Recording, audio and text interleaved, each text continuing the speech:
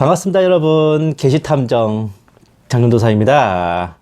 네, 지난번에 아틀란티스에 대해서 제가 설명드렸잖아요. 이제는 그 땅덩어리 위에 어떤 문명이 깔려 있었는지 알려드릴 차례입니다. 원래 이제 오늘이 2편이 돼야 되고 저번 시간에 1부를 했어야 되는데 아시다시피 좀 부득이하게 한번 건너뛰었어요. 이제 다시 원래 이제 진도대로 가보도록 하겠습니다. 여러분들도 다들 그렇게 생각하시겠지만 주일학교 시절에 전도사님 혹은 목사님을 어떤 분을 만나냐, 그 성도의 이후 신앙 여정에 정말 중요한 영향을 미칩니다. 본 계시탐정은 지금 생각해보면 정말 주일학교 시절에 전도사님을 잘 만났어요. 결과론적인 얘기지만 그때 그 전도사님을 만나지 못했다면 아마 지금 이렇게 썰 풀고 있는 계시탐정은 존재하지 않았을지도 몰라요. 지금이야 그분이 이제 어엿한 이제 그 담임 목사, 당회장 목사님이시지만 그 당시 젊고 패기 넘쳤던 그 하모 전도사님은 창세기부터 차근차근 이제 성경 얘기들을 풀어주셨고 정말 재미있게 가르쳐주셨어요. 예배가 끝나고 집에 와도 항상 그날 들은 설교 본문을 다시 성경을 펴서 읽으면서 와, 진짜 여기에 그 얘기들 다 있네 하면서 눈에 불을 켜고 읽었기 때문에 그렇습니다. 아무래도 초등학생이다 보니까 어려운 말들이 많아서 무슨 소린지 이해하지 못할 것들이 많았어요. 하지만 그럴수록 옆에 국어사전을 펴놓고 또 어머니가 보셨던 밑에 주석이 달린 성경책을 딸토록 보면서 아, 이 구절은 이런 배경 속에서 저런 의미를 내포하고 있구나 라는 걸 하나하나 익혀나갔습니다. 그러던 어느 날 제가 11살쯤 됐을 때 TV 명화극장에서 오맨이라는 영화가 방영됐고 잘 키운 아들 레미가 알고 보니 악마의 새끼요. 뒤통수에 666에 새겨져 있더만요. 그러다가 영화에서 나온 그 구절을 직접 한번 찾아보자 싶어 오맨 비디오를 빌려서 성경 구절을 찾는 부분을 돌려봤어요. 그 구절은 다들 잘 아시는 계시록 13장이었습니다.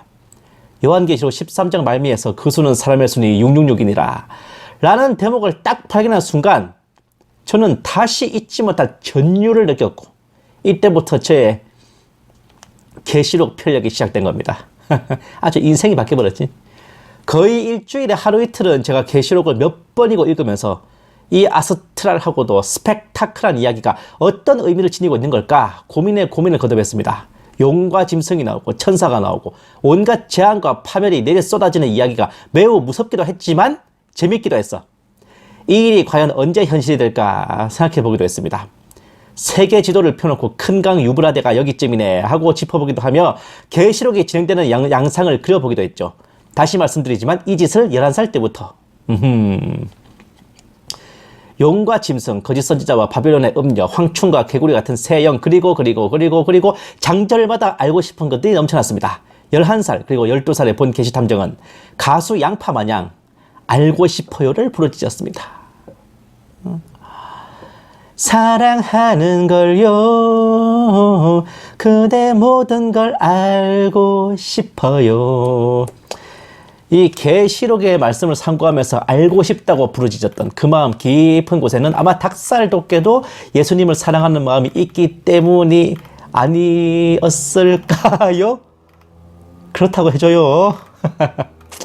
이때 본 계시탐정은 하나님께 내밀한 청원을 하나 했습니다. 계시록 말씀이 어떤 의미인지 깨달을 수 있는 지혜를 주시고 짐승 적그리스도의 정체는 제가 분별할 수 있게 해주시고 이 일이 어느 때 일어날 일인지 짚어낼 수 있게 해주시고 제 생전에 이 일을 라이브로 볼 수 있게 해주신다면 모든 것을 알아낸 후에는 남은 인생은 이걸 전하는 데 쓰겠습니다. 옥시크린.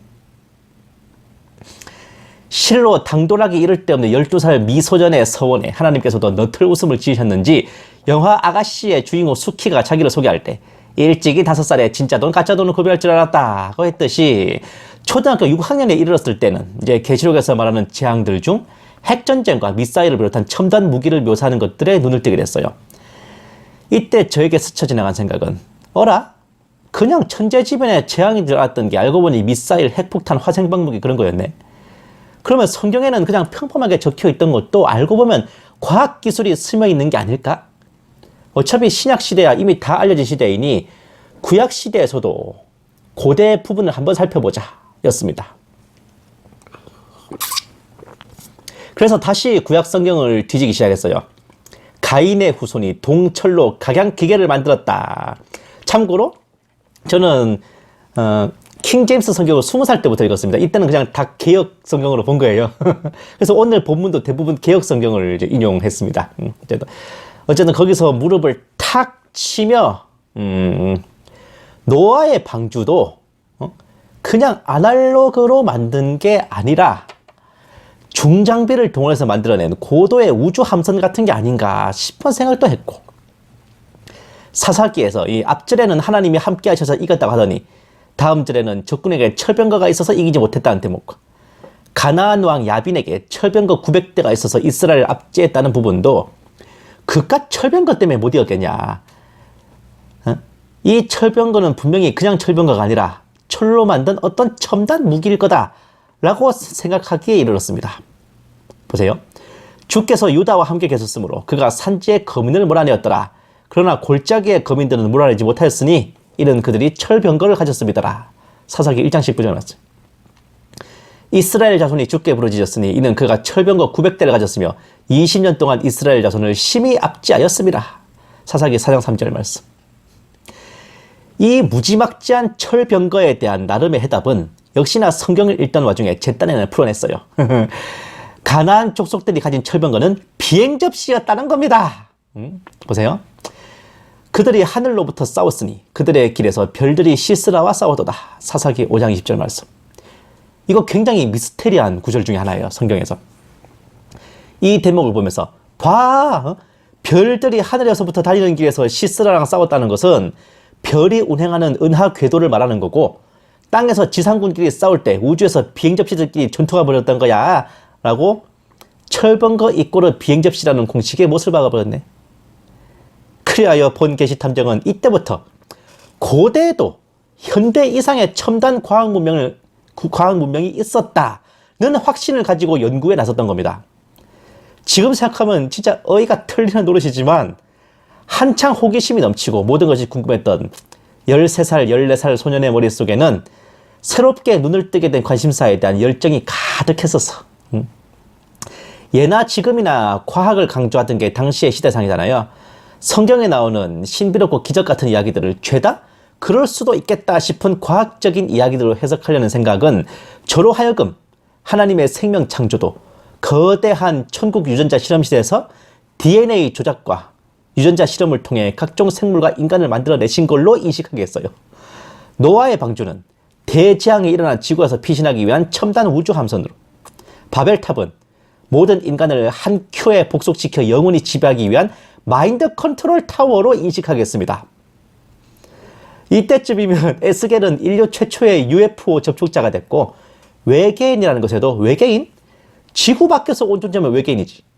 외계인 입장에서는 지구인이 외계인일 거고, 하나님도 어떻게 보면 외계인 아니야? 라고 생각하는 정도가 됐죠. 특히 출애굽 이후 하나님이 이제 시내산에서 모세와 만나실 때 하나님께서 백성들을 면전에 오지 못하게 단속하라고 하시면서 백성들이 올라오면 돌격하여 쳐 죽일 것이라고 무서운 말씀을 하시는 대목이 있어요. 이 부분도 하나님이 외계인이고 UFO를 동반하고 있어서 보안 유지 차원에서 백성들이 안전거리 이상 다가오면 레이저포 같은 것으로 날려버리시는 게 아닐까 생각하기도 했습니다. 제가 이걸 킹 제임스로 읽었을 때는 이게 그들을 돌격할까 하노라 이 말 대목이 내가 그들에게 갑자기 임하지 않게 하라. 내가 갑자기 임하면 백성들이 놀라서 도망치다가 서로 밟혀서 다치고 죽을 거다. 그런 따사로운 말씀이었는데 이거 개역성경 번역이 좀 이상했어. 제가 참고로 이거는 개역성경 그대로 제가 인용할게요. 보세요.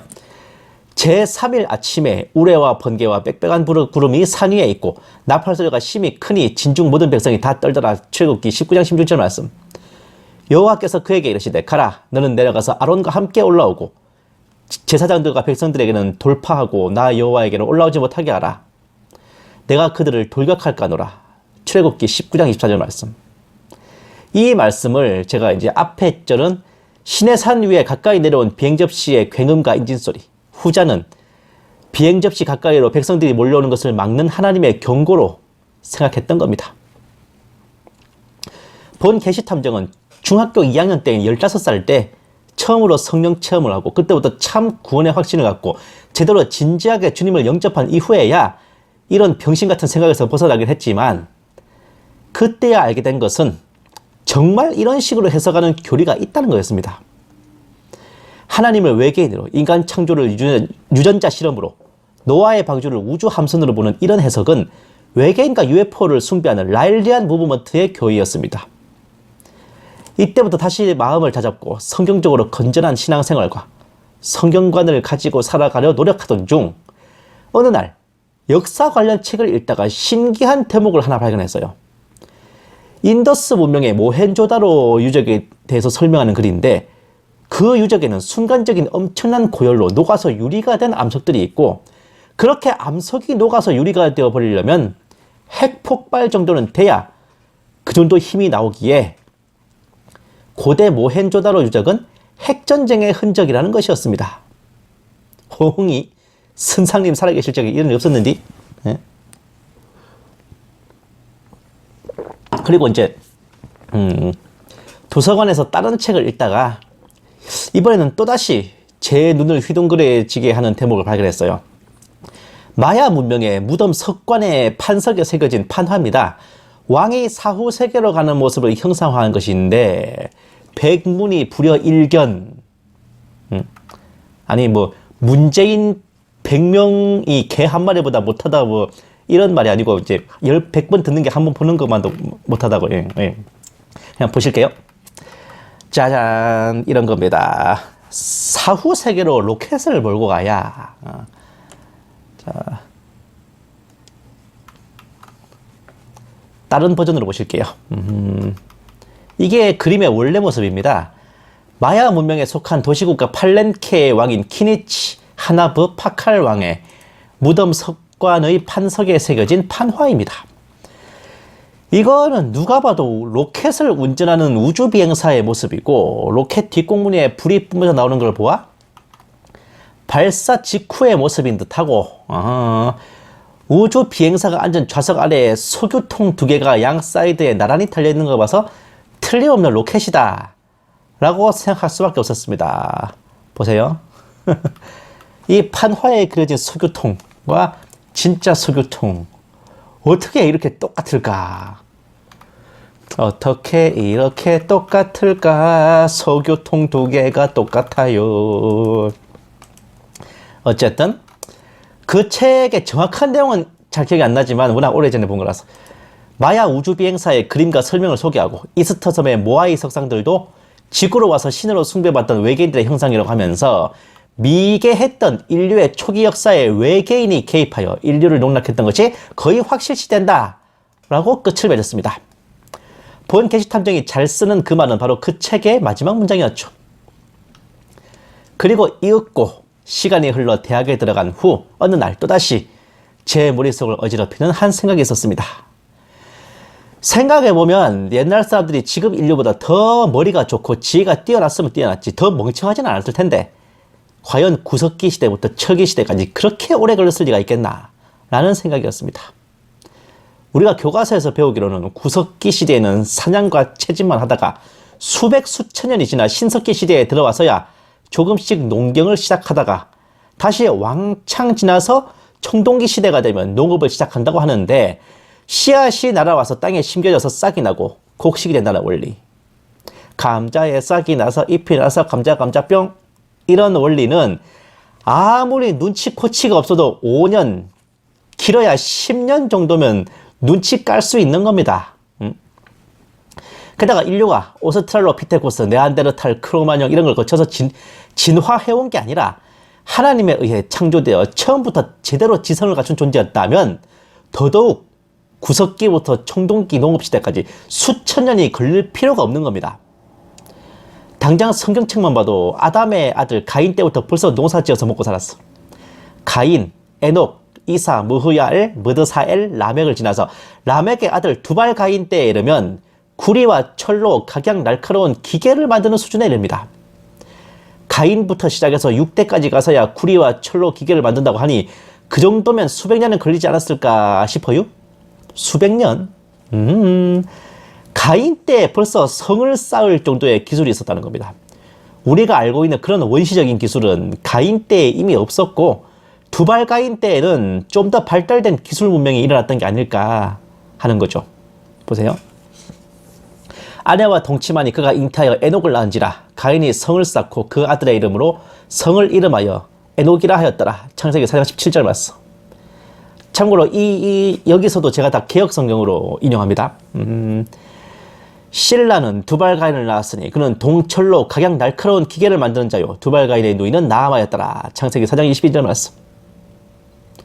여기에서 본 계시 탐정이 내린 결론은 구석기, 신석기, 청동기, 철기로 이어지는 학교에서 가르쳐주는 역사는 일단 쌩까고 성경에 나오는 대로 생각해보자. 분명히 고대에는 지금보다 더 발달된 문명이 있었을 것이다 라는 거였습니다. 어찌 보면 그 어린 시절에 푹 빠져있던 생각을 다시 끄집어냈다고 할까요? 그리고 나름대로 정리된 것을 정말 간단하게 대학교 4학년 때 과학기술 행정론 수업 시간에 프레젠테이션으로 발표를 하기로 했습니다. 원래 주제는 기술 혁신의 과정인데 메인 발표가 끝난 뒤에 디저트 삼아 조금 더 덧붙인 거였어요. 그날 수업은 난리가 났습니다. 원래 그날 4개 조가 발표를 하게 됐던 것이 저희 조 발표 후에 쏟아지는 Q&A 질의응답 공세로 다른 조들의 발표는 다음 주로 연기돼야 했는데 과연 어떤 내용의 프레젠테이션이었을까? 다음 시간에 이어지겠습니다. 절단신공. 감사합니다. 게시탐정 장준도사였습니다.